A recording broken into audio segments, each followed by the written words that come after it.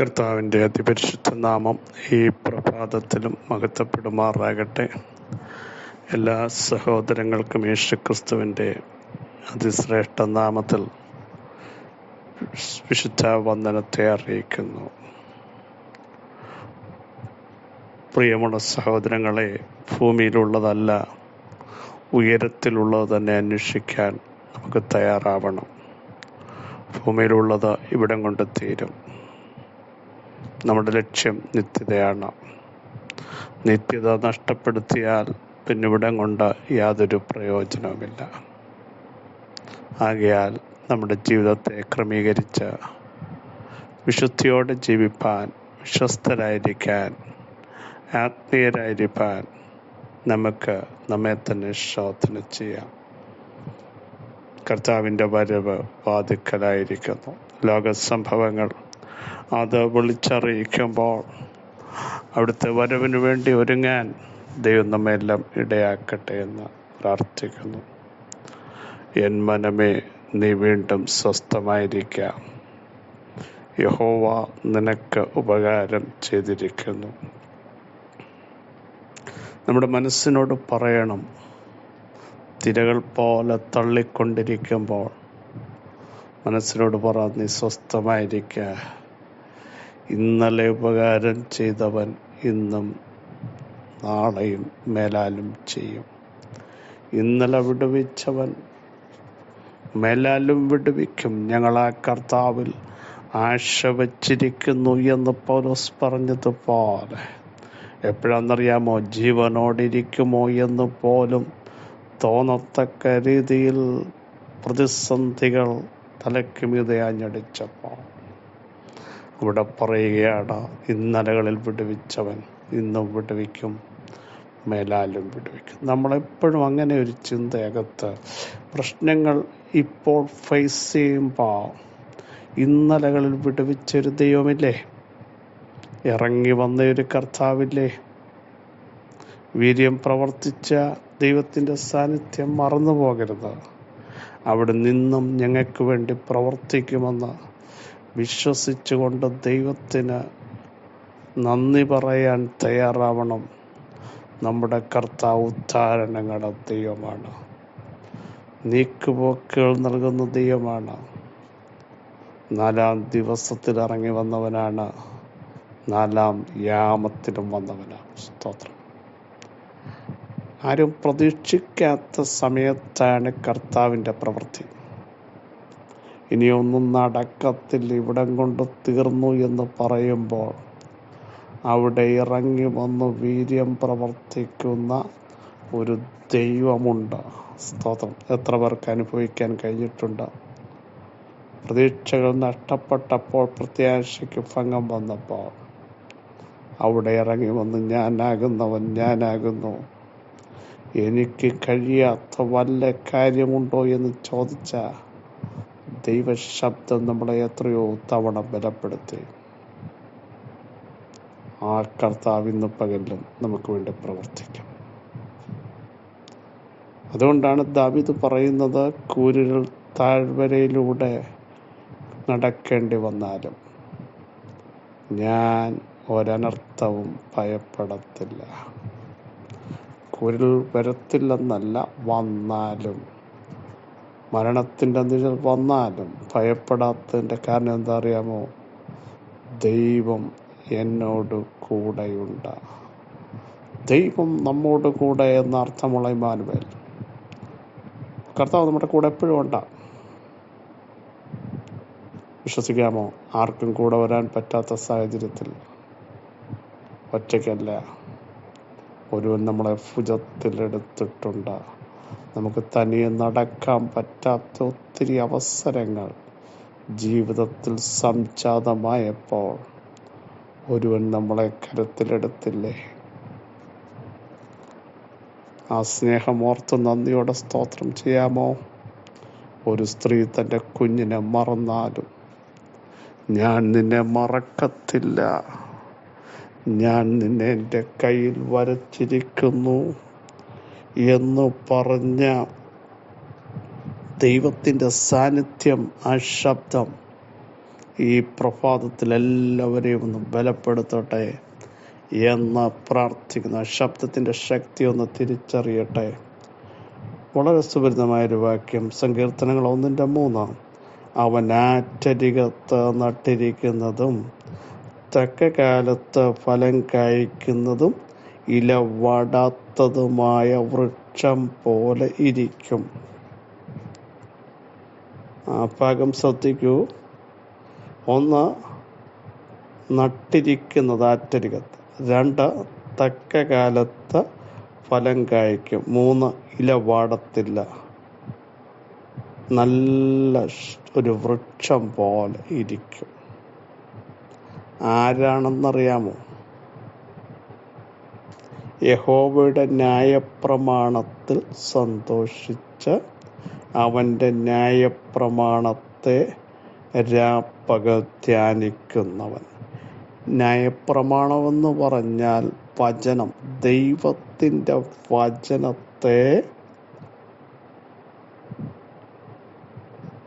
ഇന്ന് പകൽ മുറുകെ പിടിച്ച് വചനം അകത്ത് വന്നാൽ വചനത്താൽ ജീവിക്കുന്നവൻ ഒരിക്കലും വാടിപ്പോകത്തില്ല.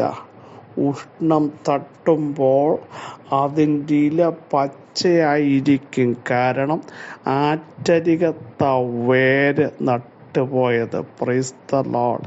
എന്ന് വെച്ചാൽ പരിശുദ്ധാത്മാവെന്ന നദി നിന്നിലേക്ക് പ്രവഹിക്കുമ്പോൾ നീ വാടിപ്പോകില്ല, നീ തളർന്നു പോകില്ല. ചെയ്യേണ്ടത് വചനത്തിന് പ്രാധാന്യം കൊടുക്കണം, വചനം ഉരുവിടണം, വചനം ധ്യാനിക്കണം, വചനം ആദരത്തിലുണ്ടാവണം, വചനം സംസാരിക്കണം. ജീവിപ്പിക്കുന്ന വചനമായത്, സന്തോഷിപ്പിക്കുന്ന വചനമായത്. ഇത് നാക്കിന് മധുരമാണ്. Price the Lord. യെസ്, അങ്ങനെ നിങ്ങൾ വചനത്താൽ ജീവിക്കുമ്പോൾ നമ്മുടെ നാവ് സമർത്ഥനായ ലേഖകൻ്റെ എഴുത്തുകോലാവും. നാവിലൂടെ ദൈവ സാന്നിധ്യമുണ്ടാകും. നമ്മുടെ നാവിനെ മൂർച്ചയുള്ള ഒരായുധമാക്കി ദൈവം തീർക്കും. അപ്പോൾ യോശുവയുടെ ദൈവം പറയുകയാണ്, ഈ ന്യായപ്രമാണം നീ വിട്ടിടത്തോട്ടോ വലത്തോട്ടോ പോകരുത്. ഇത് പ്രമാണിക്കണം, ഇതിന് പ്രാധാന്യം കൊടുക്കണം, ഇതിനെ നീ ഉയർത്തണം. അങ്ങനെയെങ്കിൽ നീ കൃതാർത്ഥനാകും. നീ ചെല്ലുന്നിടത്ത് നീ ശുഭമായിരിക്കും. നമ്മളും ജനറേഷനും ശുഭമാകണമെങ്കിൽ വചനത്തിന് പ്രാധാന്യം കൊടുക്കണം, വചനം ധ്യാനിക്കണം, ഉരുവിടണം. ആവർത്തിച്ച് വചനത്തിൻ്റെ ശക്തി നമുക്കെപ്പോഴും വായിച്ചുകൊണ്ടിരിക്കാൻ പറ്റില്ല 24 hours. പക്ഷേ വായിച്ചത് നമ്മൾ ധ്യാനിച്ചുകൊണ്ട് നടക്കണം. ധ്യാനിച്ചുകൊണ്ട് നമുക്ക് ഇരിക്കാൻ പറ്റും, ധ്യാനിച്ചുകൊണ്ട് ജോലി ചെയ്യാൻ പറ്റും. അങ്ങനെയെങ്കിൽ ആ ധ്യാനത്തിങ്കൽ തീ കത്തും, ദൈവസാന്നിധ്യം ഇറങ്ങും. വചനത്തിൻ്റെ ചില വെളിപ്പാടുകൾക്ക് ഇന്ന് പകൽ പ്രാധാന്യം കൊടുക്കാൻ, ന്യായപ്രമാണത്തിന് പ്രാധാന്യം കൊടുക്കാൻ, വചനത്തിൽ അധിഷ്ഠിതമായി നിൽക്കാൻ തയ്യാറായാൽ അവിടെ എഴുതിയിരിക്കുന്നത് അവൻ ആറ്റരികത്ത് നട്ടിരിക്കുന്നതും. Praise the Lord. ഇളകിപ്പോവില്ല, വേരാഴത്തിൽ പോവും. പരിശുദ്ധാത്മ നദിയിലേക്ക് അവിടുത്തെ ആത്മാവിന് നിന്നെ നയിക്കണമെങ്കിൽ വചനത്തിന് വേണ്ടി നിൽക്കണം, വചനപ്രകാരം ജീവിക്കണം, വചനപ്രകാരം നടക്കണം. വചനം ഇന്ന് പകൽ സൗഖ്യം നൽകുന്നതാ. വചനം സൗഖ്യം നൽകുക മാത്രമല്ല, വചനം ശുദ്ധീകരിക്കുന്നു. ആ വചനം ആത്മാവിൽ, സത്യകളിൽ, മജ്ജകളിൽ വേർപിടിവിക്കും വരെ തുളച്ചു കയറുന്നു. ആ വചനം പാറയെ തകർക്കുന്ന ചുറ്റികയാ. ആ വചനം തീയ. ദൈവത്തിൻ്റെ വായിൽ നിന്ന് പുറപ്പെടുന്ന വചനം അത് വെറുതെ മടങ്ങി വരത്തില്ല. ചില പർപ്പസുകൾ ഇന്ന് പകൽ സംഭവിക്കും. യെസ്, ആ പർപ്പസ് പൂർത്തിയാകും. ചില എയിം ഇന്ന് പകൽ പൂർത്തീകരിക്കാൻ പോകുക യേശുവിൻ്റെ നാമത്തിൽ. എത്ര പേരൊരു തീരുമാനമെടുക്കും, ഞാൻ വചനത്തിന് പ്രാധാന്യം കൊടുക്കും. പ്രിയരെ, വചനത്തിൻ്റെ ഓരോ ഭാഗങ്ങളും നിങ്ങളുടെ അകത്ത് ഒരു ചലനമുണ്ടാക്കട്ടെ. ഇന്ന് പകൽ വചനമയച്ച് സൗഖ്യമാക്കുന്നവൻ, അവരുടെ കുഴികളിൽ നിന്ന് വിടുവിക്കുന്നവൻ വിളിച്ചു പറയുന്നു. യെസ്, വചനത്തിന് പ്രാധാന്യം കൊടുക്കുന്നു. ഇതിനെ ആലിംഗനം ചെയ്താൽ, ഇതിനെ ഉയർത്തിയാൽ, ഇതിനെ മാനിച്ചാൽ അവനെയും അവൻ്റെ ജനറേഷനെയും ദൈവം മാനിക്കും. യെസ്, യേശുവിൻ്റെ നാമത്തിൽ അവിടെ നോക്കൂ. യെസ്, തക്ക കാലത്ത് ഫലം കായ്ക്കും. വചനമകത്ത് വന്നാൽ ഫലമുണ്ടാകും. ആത്മാവിൻ്റെ ഫലം കൊടുക്കുന്ന, മറ്റുള്ളവർക്ക് പുഷ്ടി കൊടുക്കുന്ന, മറ്റുള്ളവരെ വചനത്താൽ ബലപ്പെടുത്തുന്ന, ഇടിഞ്ഞതിനെ പണിയുന്ന ആത്മശക്തി ഈ വചനത്തിലൂടെ വെളിപ്പെട്ടാൽ, പ്രൈസ് ഗാഡ്, ചിലത് പണിയപ്പെടും. തകർന്നു പോയതിനെ പണിയണോ? വചനത്തിന്.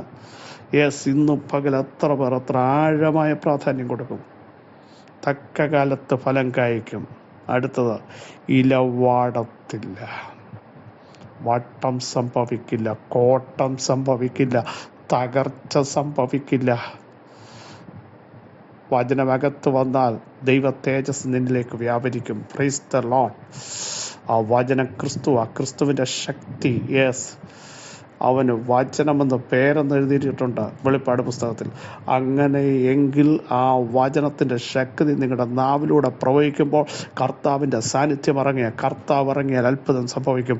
കർത്താവ് ഇറങ്ങിയാൽ സൗഖ്യമാകും. കർത്താവ് ഇറങ്ങിയാൽ ഇടിയപ്പെട്ടത് പണിയപ്പെടും. കർത്താവ് ഇറങ്ങിയാൽ കുനിഞ്ഞിരിക്കുന്നത് നിവർത്തപ്പെടും. കർത്താവ് ഇറങ്ങിയാൽ പൊസിഷന് ചേഞ്ച് വരും. അങ്ങനെയെങ്കിൽ വചനത്തിന് പ്രാധാന്യം കൊടുക്കുന്നവനെ ആത്മാവിൻ്റെ വെളിപ്പാടിലേക്ക് കർത്താവ് കൊണ്ടുവരാൻ പോകുക. യേശുവിൻ്റെ നാമത്തിൽ പിതാവേ, ഇന്ന് പ്രഭാതത്തിലും ഈ വചനത്തിൻ്റെ ശക്തി അവിടുത്തെ ജനത്തിൻ്റെ മേൽ വ്യാപരിക്കുന്നതിന് സ്തോത്രം. അത്ഭുതങ്ങൾക്ക് സ്തോത്രം.